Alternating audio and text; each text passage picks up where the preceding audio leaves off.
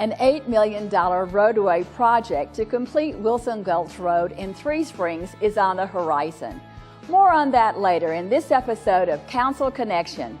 I'm Sweetie Marbury, Mayor and Durango City Councilor. This City Span 10 program is designed to give you a snapshot of happenings at the most recent Durango City Council meeting.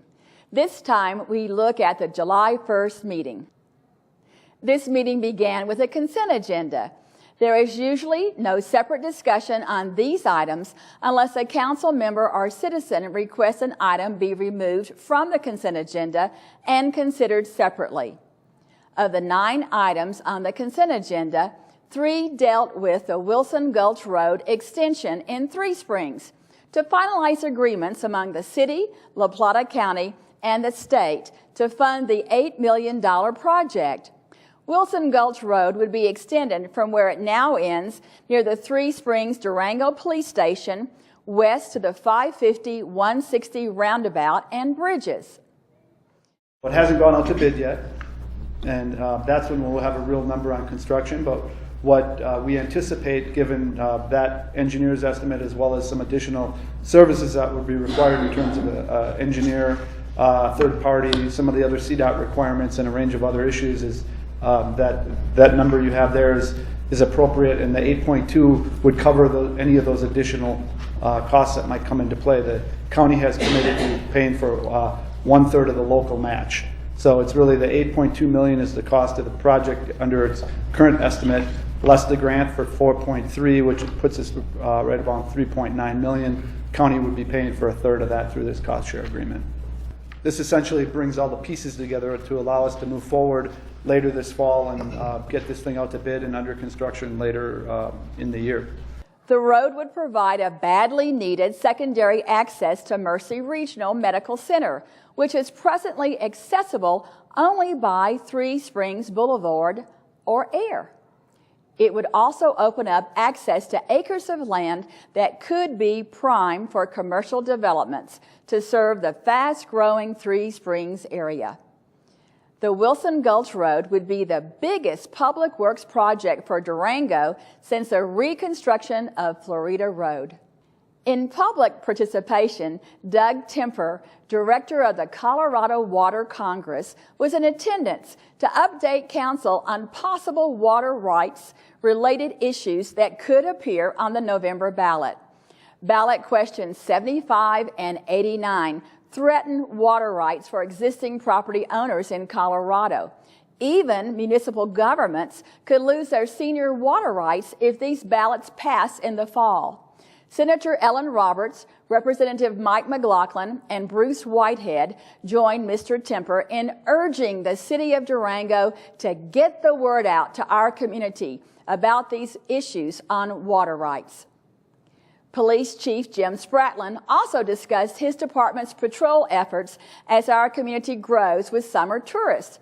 In particular, the increase of street performers or buskers. He noted performers are usually left alone, but he said, when police receive a complaint, they will respond. They can't play in the street. They can't play and block the sidewalk. It can cause a noise problem. If they have their instrument case open and there's money in there, technically they're begging for items. I mean, if you really want to get technical, we don't get too carried away on some of that enforcement. So I wanted to ensure the council that if someone from the high school is playing their clarinet on the corner, there's a good chance that they're not going to jail that night. We would probably ask them to, if they're not blocking the sidewalk and nobody's calling in a complaint, they can probably stay on the corner and play. During reports and actions, councilors discussed the recent Colorado Municipal League meeting, which they attended. It was noted that Councilor Christina Renderly was elected vice president of the statewide organization and will assume the presidency next year. Congratulations to Christina. Also at the Colorado Municipal League meeting, Governor Hickenlooper spoke about Durango in glowing terms. He's a fan of our community and our exciting downtown. Also during reports and actions, Logan Graham, a senior at Durango High School, was honored by City Council as the new president of the Colorado Youth Advisory Council. He will represent the Western Slope in Denver. There was one public hearing on our agenda, a quasi-judicial hearing. Jim Denier is seeking a change to the city's comprehensive plan to allow the use of a residential lot at 3131 East 2nd Avenue to mixed use for a possible office space. The small home presently at the site is a neighbor to City Market's north loading dock to the north and more commercial businesses to the west. Denier told council the site has become unsuitable for residential use. If you're in the yard and there's a truck there and the refrigeration units running on it, and there's a lot of trucks that every one backs in there and empties, and a lot of them have the refrigeration units, and you can't even talk in the backyard.